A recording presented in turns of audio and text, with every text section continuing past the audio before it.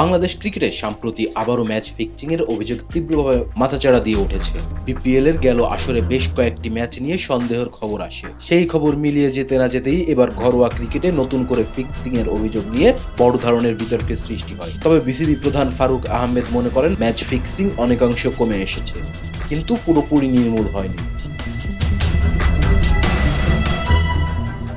চলতি মৌসুমে Dhaka premier league ডিভিশনের ক্রিকেট লিগে গুলশান ক্রিকেট ক্লাব ও শাইনপুকুর ক্রিকেট ক্লাবের মধ্যকার একটি ম্যাচ নিয়ে সন্দেহ দেখা দেওয়ার পর সেই ম্যাচ নিয়ে বিসিবি ইতিমধ্যে তদন্ত শুরু করেছে।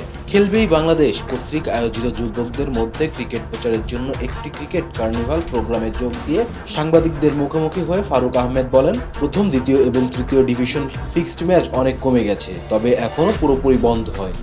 তিনি আরো বলেন, যদি ম্যাচ ফিক্সিং করা হয় তাহলে ভালো খেলোয়াড় পাওয়া যাবে না, কারণ আপনি আপনার সেরা খেলোয়াড়কে 0 রানে আউট হতে অথবা ইচ্ছাকৃতভাবে ওয়াইড নো বল করতে বলবেন উইকেট না নিতে।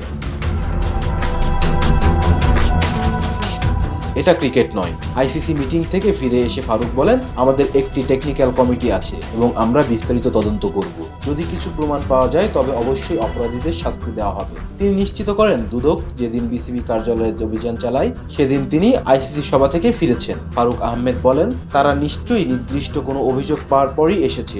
আমি বিশ্বাস করি বোর্ড সর্বোচ্চ সহযোগিতা করবে, কাগজপত্র, দলিল, দস্তাবেজ সবই সরবরাহ করবে। আমি আমাদের সিইওকে বলেছি যেন দুদকের সব প্রশ্নের উত্তর দেন। তদন্ত কতদূর যাবে সেটা সময়ই বলে দেবে।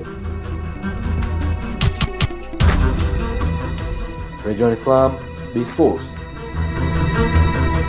Please subscribe our channel to get more information about Cricket World.